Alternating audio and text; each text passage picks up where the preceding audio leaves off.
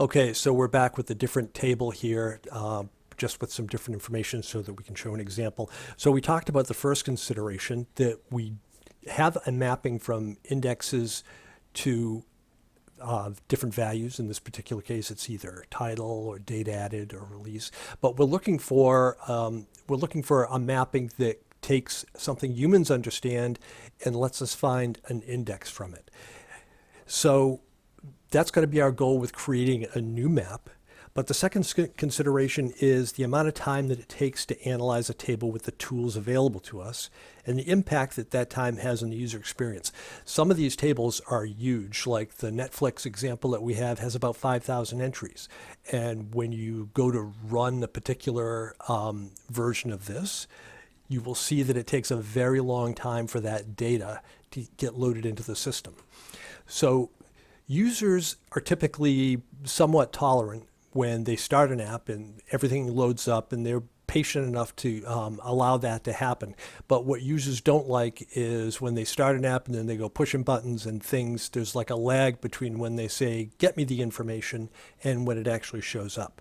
So we're going to take all of our information and try to load it up at start time.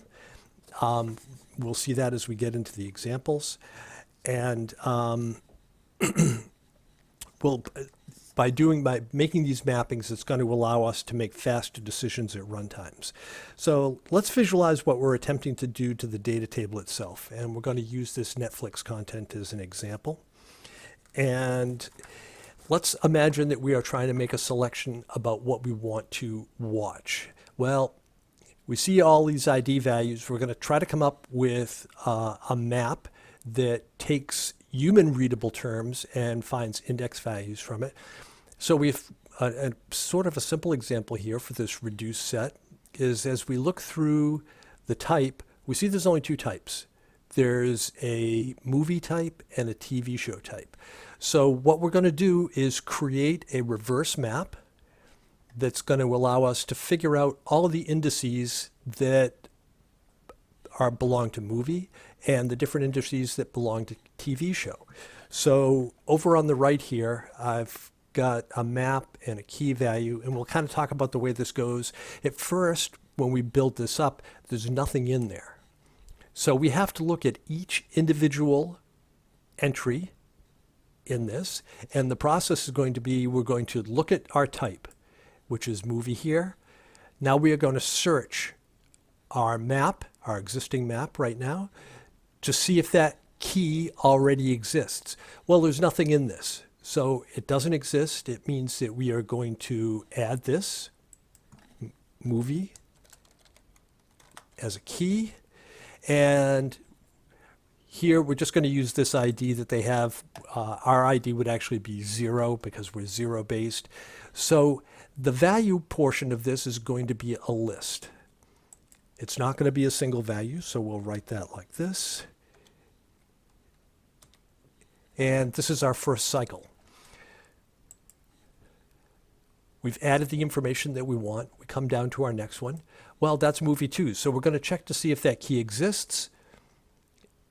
And it does. We have a different index value. So what we need to do is take this value and we need to change that. It's not going to be just 1 anymore, but now it's going to be 1 and 2.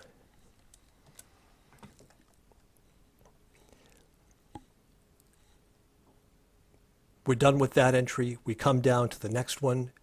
Once again, we see movie, but we go through the same process every time, right? This is just a big for loop that's looking at every type that you approach, and it's doing that by searching for by index. It does see that movie is in that list, so it's not going to make a new entry.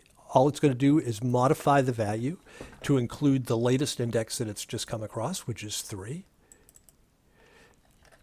So at the end of this run, this is going to be 3. And I mean, we can look at this just as a quick reference here, all the way through 20. So I'm going to put 3 dots and a 20. And at the end of the 20th, this would have 20 elements in it, right? It would have 1 through 20 under the key movie. On the next iteration, it's going to come in and it's going to see TV show. So we're going to create a new key here. Well, we actually look to see if that key exists. It doesn't, so we create a new key called TV show. And we're going to do the same thing that we did before. We find the index that goes with that. That's 21. And we are going to put that in a list. We come down to the next value in the list and we see that it is again TV show. We look into our map to see if that key exists. It does, so we append that index onto the existing value. And we can see based on the list here that TV show, it continues on and on and on until we get to 31. We come across the next value, movie. We check to see if that key exists. It does. So we extract the whole list index that we have here. And oops, now we are going to, add, not an M, but a 32. And we would parse through the 5,000 values in this particular table. We would compare each type that we see, and if there was a different type that was there, we would slap that in there and create it. But the idea is that this is what a map looks like. It's going to have a particular key that we choose, and it's going to have a list of index values. Now, where this comes in as useful is, let's take another column that's here that has some different values in it. And rating looks like there's not too many, but it's got some stuff. There's the genres here. We see some commas and multiple genres, and there's a way to deal with that, and we'll get into it. But for right now, let's just make this easy. So we're going to create another map, and this one down here is going to be our rating map. And we see that there's some values here, but we do the same thing that we did before. We start right at the first index, and we see that our first one is NR. And I'll put the key in here and value. We look to see if the key is present. We find no keys at all, so we are going to add NR, and we are going to put a value that is a list, but this list only contains one value for right now, and that's going to be 1. We go down to our next value, or our next key that we want to parse, and that says TVPG. So we look to see in our rating map, does that exist? It does not, so we're going to create a new key,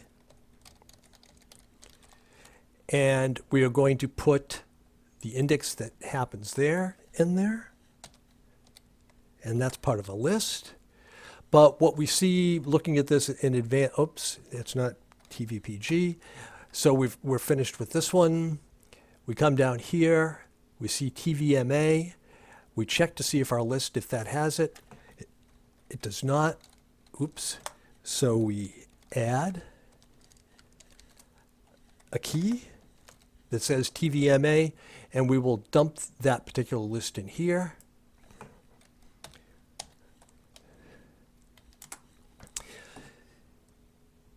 We see that there's a few more entries here, so 4 and 5 are going to be the same thing when we get to those 4. But as we construct these, this actually parses through each individual element in that list, and it constructs this using the same set of operations. We look to see if it's present. If it is present, we just add to the list that's there. If it's not present, we add a key and start a value list.